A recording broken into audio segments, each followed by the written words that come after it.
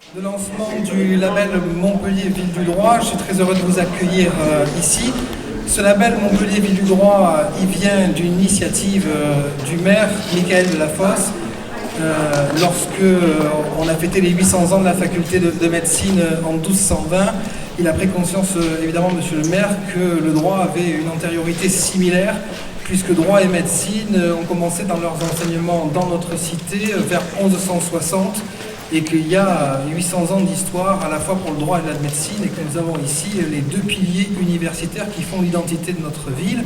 Et à cette volonté de monsieur le maire s'est ajoutée une véritable synergie, une synergie qui concrètement s'est révélée lorsque nous avons décidé d'organiser la Nuit du droit 2022 sous l'impulsion du président du tribunal administratif, du premier président Tristan Gervais-Lafont qui est ici présent, du procureur général Jean-Marie Benet, de la Chambre des notaires qui est aujourd'hui représenté par Maître Ryan Loubel, de la Chambre départementale des commissaires de justice, aujourd'hui représentée par Maître Cyril Rousseau, et de la réalité de cette synergie, l'envie de se réunir, d'avancer ensemble, de poser plusieurs jalons, dont notamment la commission Placentin qu'on installera tout à l'heure. Voilà pour le cadre général. Je laisse la parole au président de l'université, puis au bâtonnier, et ainsi de suite jusqu'à monsieur l'adjoint au maire, et ensuite vous pourrez poser toutes les questions que vous voudrez. Merci à vous. Monsieur le Président.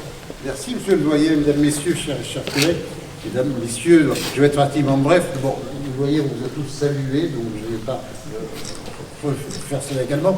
Dire que c'est important, comme tu l'as évoqué, droit, médecine, deux formations, deux également communautés, deux recherches qui ont bâti Montpellier, qui sont développés donc avec la ville et qui font aujourd'hui l'ADN de cette ville. Alors bien sûr, avec le temps, les communautés scientifiques se sont développées, d'autres éléments se sont contribués au développement de la ville et à sa visibilité, mais je pense qu'il est important que les villes aient des marqueurs.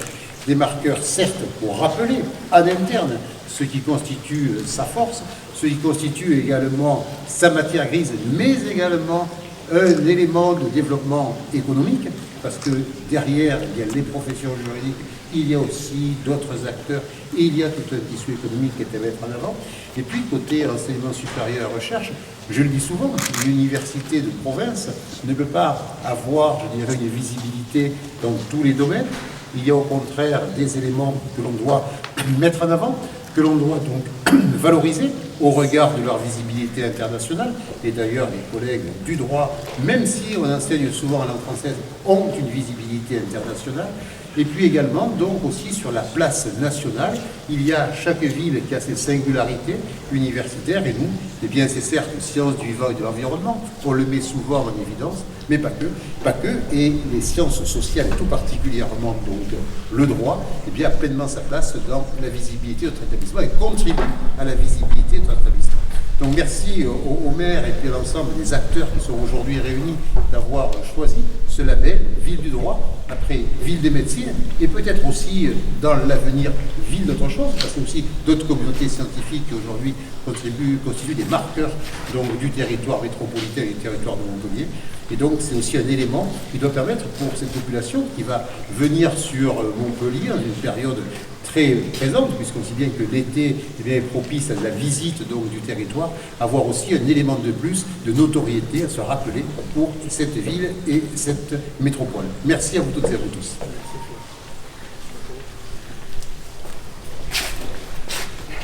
Bonjour à toutes et à tous. J'interviens en qualité de bâtonnier de l'Ordre des avocats de Montpellier. Je vais tout petit peu contredire mes prédécesseurs. Ça n'est pas seulement un label. Cette initiative collaborative rassemble, et c'est une première en France, la totalité des acteurs, des gens d'Europe, des acteurs du droit. Et ça a été facile de les rassembler. Les notaires, les commissaires de justice, les professeurs de la faculté, vous avez ici également les représentants, les chefs de juridiction. Ça a été facile de les rassembler parce que Montpellier peut se targuer d'avoir une histoire unique en France et en Europe, au plan du droit. Ça a été rappelé rapidement, l'école de droit de Montpellier, c'est le XIIe siècle. Je voudrais également rappeler, parce que je prêche aussi pour ma paroisse d'avocats, que le décret qui réinstaure l'ordre des avocats en 1810, c'est un décret qui est porté et défendu un petit peu contre la volonté de l'empereur par Cambacérès, avocat montpelliérain. Vous avez une histoire extraordinaire, un patrimoine extraordinaire en matière juridique à Montpellier qui n'existe nulle part ailleurs. C'est la raison pour laquelle nous nous sommes tous rassemblés et nous avons souhaité non seulement cultiver et faire connaître aux Montpelliéraines et aux Montpelliérains cette histoire et ce patrimoine, le donner à voir, mais aussi le faire vivre aujourd'hui au travers d'événements concrets. Alors il y a déjà eu effectivement la Nuit du droit, ça recommencera cette année, mais il y a tout un tas d'autres initiatives que nous voulons développer ensemble pour faire connaître aux citoyens, encore une fois, ce patrimoine un peu délaissé. Et donc c'est donc le faire vivre aujourd'hui, ce n'est pas un patrimoine mort que nous voulons étudier, mais simplement un patrimoine que nous voulons vivifier, faire connaître, parce que l'identité de Montpellier au plan juridique, elle est encore aujourd'hui, tant à sa faculté que chez ses praticiens, une identité vivante, vivace, créative. Nous avons des legal tech extraordinaires à Montpellier, et donc nous allons en synergie, en harmonie, travailler tous ensemble à ce que ce patrimoine soit connu, vive et perdure sur les questions qui sont les questions et les défis d'aujourd'hui. Voilà ce que je voulais dire au nom de l'Ordre des avocats et du barreau de Montpellier. Merci beaucoup. Oui, bonjour, merci Monsieur le Doyen. Alors je représente donc la Chambre régionale des huissiers de Montpellier, mais en tant qu'huissier honoraire, et comme je suis sans doute le plus âgé de la communauté, ils ont cru pouvoir penser que j'étais le mieux à même de parler d'histoire. Alors ceci dit, nous avons créé un musée de la profession qui se trouve du côté de Fréjord, où nous aurions plaisir tous à vous recevoir. Alors, partout, chaque fois, plutôt que les sociétés évoluées ont délaissé la vengeance privée pour la justice publique, eh bien, on a commencé à retrouver des huissiers, à trouver des huissiers. Alors c'était vrai à Rome, ils portaient le nom de Paritores ou d'Executores. On les retrouve après, au début du Moyen-Âge, sous le nom d'Ostiari, et puis après ils sont devenus sergents. Ils sont devenus par la suite huissiers de justice jusqu'à la Révolution. Et ensuite, ils sont devenus huissiers de justice. Ils ont continué à l'être jusqu'à ce que, avec les lois Macron, nous soyons devenus tout récemment commissaires de justice. Alors nous devons, nous, à la place de Montpellier, notre survie au moment de la Révolution, puisque Mirabeau voulait nous liquider. Et c'est grâce au président des collégiales de Montpellier que notre profession a sauvé sa tête. Enfin, sauvé sa tête, pour nous c'est au figuré, mais nous avons dans notre musée le constat d'un huissier qui a porté l'acte de décapitation à la veuve Capet et qui certifie qu'elle a bien été décapitée. Alors, j'aimerais que le rôle des huissiers dans cette commission ait des choses plus joyeuses que cela, mais nous aimerions pouvoir démontrer que les huissiers de justice ont apporté modestement, mais ont apporté leur plus-value dans le fonctionnement des institutions judiciaires, même du temps où la dynastie des Guillem ferraillait avec l'évêché de Maguelone. Nous étions là au milieu, un peu ballottés. Mais on a su, au travers de l'histoire, apporter notre petite pierre. Et j'espère, Monsieur le Doyen, que nous pourrons démontrer tout cela dans cette belle commission que vous avez créée avec, bien sûr, tous les partenaires. Merci.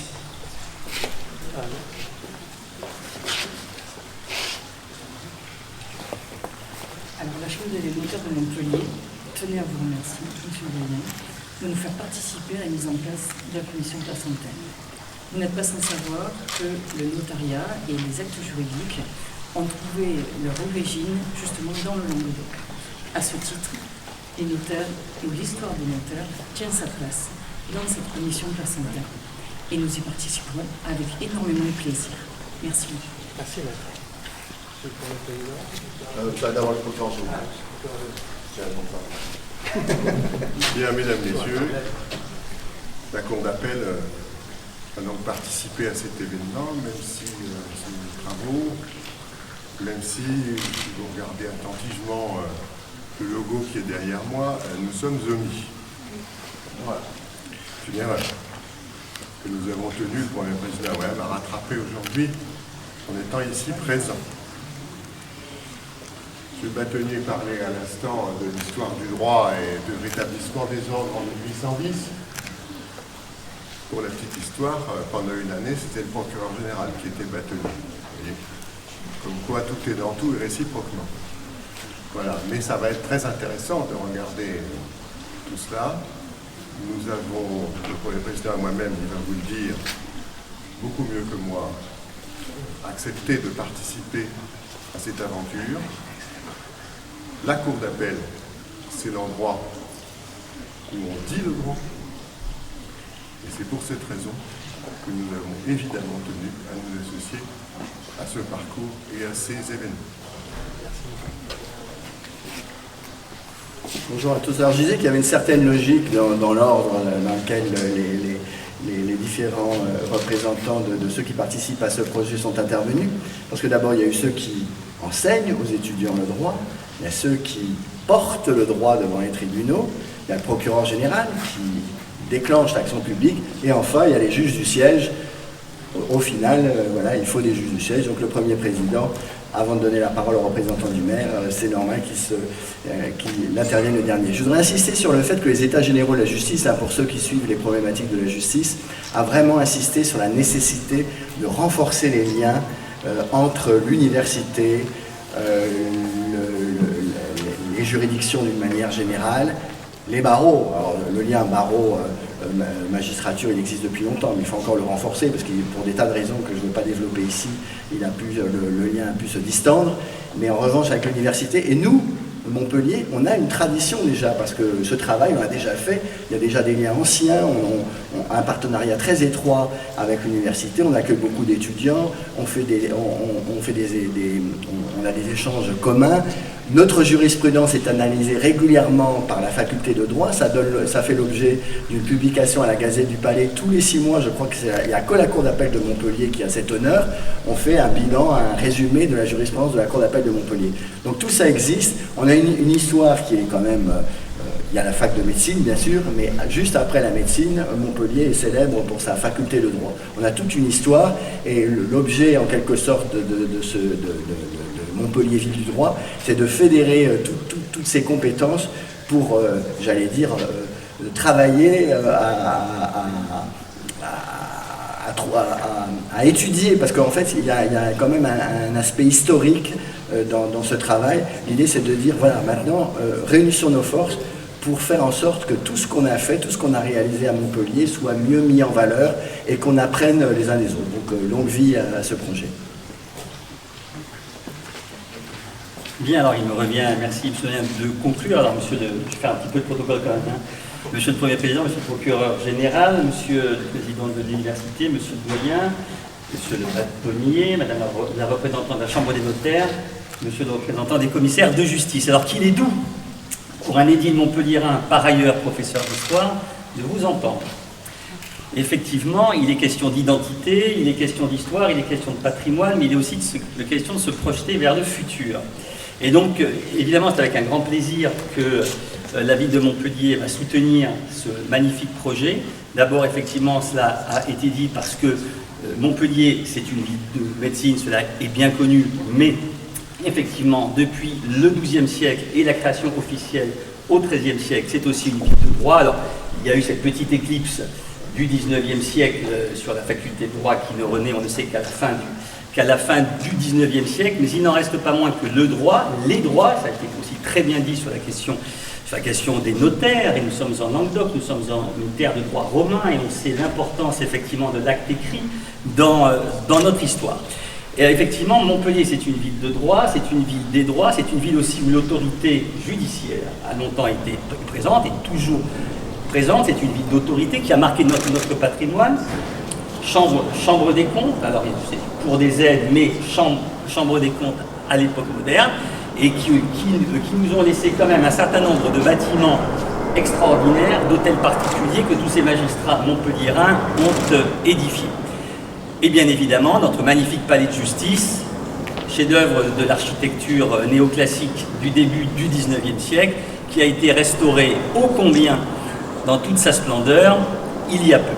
Voilà, donc autant vous dire qu'effectivement, la ville de Montpellier est ravie de cette initiative, qu'elle l'encourage, qu'elle la soutiendra, parce qu'effectivement, il s'agit de patrimoine, il s'agit d'identité, Montpellier, ville de droit, mais il s'agit aussi, et je l'ai noté, un petit peu aussi de se projeter dans l'avenir. J'ai vu des axes pour des travaux autour du numérique et la sécurité publique, vous savez que ce sont des choses qui me tiennent à cœur, autour de l'intelligence artificielle. Bref, je vois aussi qu'il ne s'agit pas simplement, et c'est très important, vous le savez, de commémorer, il s'agit aussi de se projeter dans l'avenir. Merci à toutes et tous.